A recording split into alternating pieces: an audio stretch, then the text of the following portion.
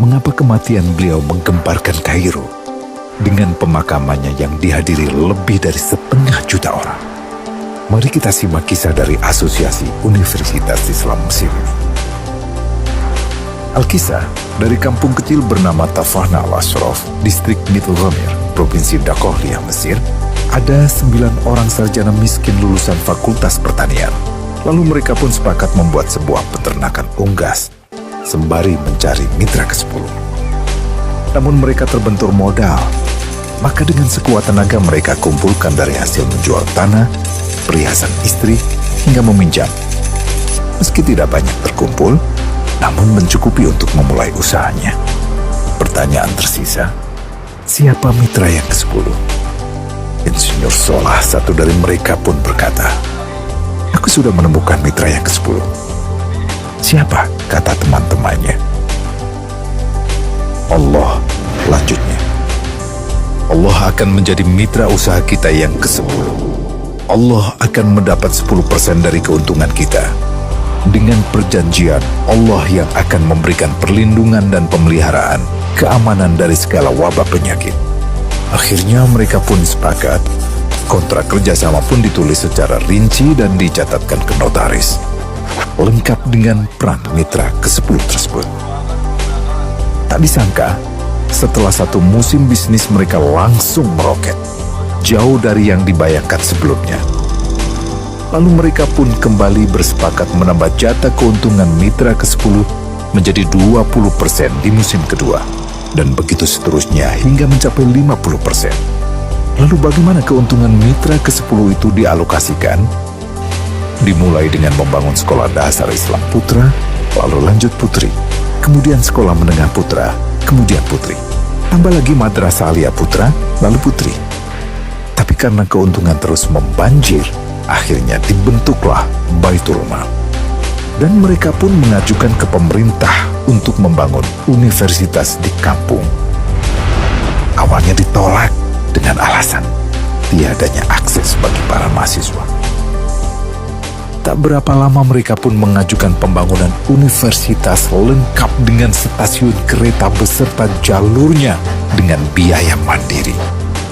Akhirnya permintaan ini disetujui. Dan pertama dalam sejarah Mesir, berdirilah sebuah universitas di perkampungan kecil. Semakin berkembang, dibangun pula fakultas kedua, ketiga, keempat hingga asrama putri dengan kapasitas 600 kamar. Lalu asrama putra dengan 1000 kamar.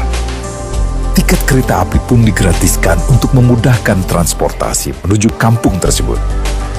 Tak cukup hanya itu, dibangun Baitul Mal berikutnya hingga hilang kemiskinan di daerah tersebut. Dan program ini diduplikasi ke kampung-kampung lain hingga bisa dikatakan tak ada kampung yang disinggahi Insinyur Solah kecuali akan dibangun Baitul Mal untuk warga.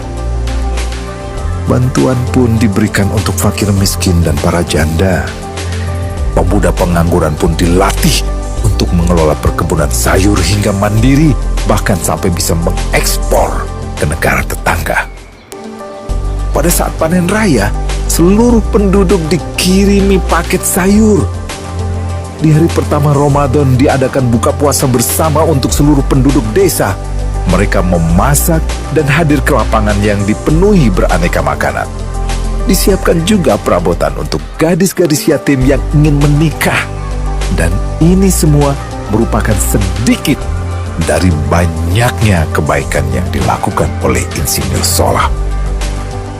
Hingga pada akhirnya disepakatilah keuntungan perusahaan 100% untuk Allah. Insinyur Solah yang awalnya adalah salah satu mitra usaha berubah menjadi karyawan Allah. Dia hanya menerima gaji, namun dia memberikan Tuhannya syarat agar membuatnya hanya butuh kepadanya dan hanya meminta kepadanya. Inilah sosok Insinyur Solah Atiyah, aktor utama kisah menakjubkan ini. Keikhlasannya membuat ia sama sekali menolak terkenal di media massa. Dan kini, meski orang yang melibatkan Allah ke dalam bisnisnya ini telah wafat, terbayang seluruh amal jariahnya yang selalu mengalir untuknya. Masya Allah. Pertanyaannya, akankah ini hanya menjadi sebatas kisah saja? Atau menjadi teladan bagi kita untuk mengikuti jejaknya?